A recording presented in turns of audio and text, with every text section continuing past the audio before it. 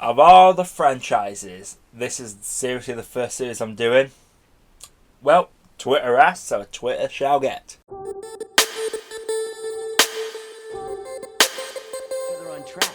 Separately, we are flawed and vulnerable, but together we are the masters of our sexual destiny. Their tiger-style kung fu is strong, but our dragon style will defeat it. Guys, The Shaolin masters from East and West must unite, fight, and find out who is number one. guys! Hello there, people of YouTube, and welcome to the Spikehead Podcast for another movie review, where today we'll be starting off a series of reviews covering the American Pie franchise. Starting off with, of course, the original American Pie, directed by the Weitz brothers, Chris and Paul, and starring Jason Biggs, Shannon Elizabeth, Eugene Levy, and Chris Klein. And this is the first of the 8-film franchise with 4 spin-offs of the American Pie franchise about high school boys, all for the most part just trying to get laid and having a lot of hijinks along the way while they party. This first one is 4 friends, Chris, Jim, Finch and Kevin, all making the pact to lose their virginities at prom because everybody's doing it and everyone's doing that at parties. Even this nerdy guy is doing it and they really want to do it and they are desperate to get laid. And shenanigans do ensue and the whole film just follows them trying to worm their way into a date for prom just so they can hook up by the end of it. But before we get into the review, guys, if you do like what I do on this channel, consider dropping a like and subscribing to the channel. It would really help a lot. But without further ado, let's get right into the review. So to talk about some positives in this film, there are some downright memorable characters in this, which of course we have to start with Jim and his dad. Eugene Levy is the only character that's in all 8 of these movies, and he is probably the most awkward dad in cinema, but he's probably one of the most lovable dads, and he's just so comfortable about talking about sex and intercourse and relationships with his son, and even tries to help in his own way despite Jim's constant rejections. And Noah Levinstein is just probably the most enjoyable character in this film. And then of course we got to go into the other most enjoyable character, Steve Stifler, played by Sean William Scott, and this role both made his career and broke his career because he has never been able to get out of the Stifler role.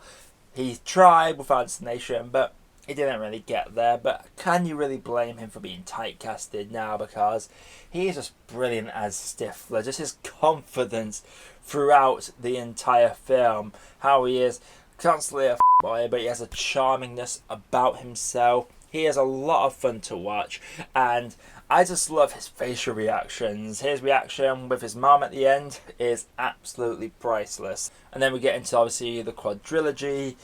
Jim is probably my favourite character out of this squad of these virgins. Kevin is quite a weird little character. He's the one with a girlfriend, but they never want to do it because his girlfriend Vicky, played by Tara Reid, is someone that's very scared of it, and he doesn't really respect her in that much. There are some elements of this film that didn't age well, but that relationship, it is cute when it does finally happen for him.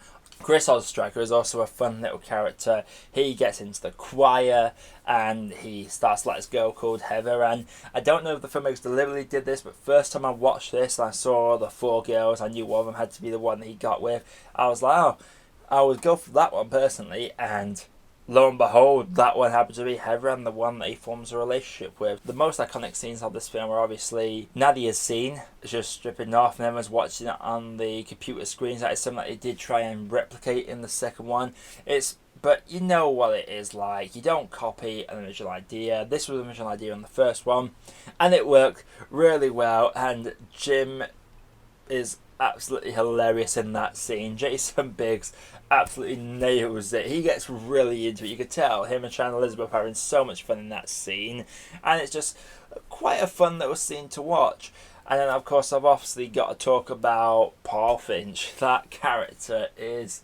Paul Finch is quite a marvel of a man, but I do love where he ends up in the end. There's just something about this whole cast of characters that you really enjoy, so you forgive the cinematography, which is quite lackluster. Some of the shenanigans are a bit too shot, gross out, like Jim with the pie because Oz compares Fairbase to warm apple pie. There's a lot of beats that come straight from rom-coms. The lie reveal, we're going to have a fallout literally half hour before we get back together anyway. I do like that there is a real moment though with Vicky and Kevin at the tail end of the film after prom that is very much real, and you feel bad for Kevin, but it does make sense. It's probably one of the most realistic parts of this film. In terms of my overall negatives of this film though, guys, I will say that, let's just say this film would not get made in today's society. It would not get made today, but 2000s were a simpler time, and it is a fun film to watch. It's not an amazing film by any stretch of the imagination. Soundtrack isn't very memorable.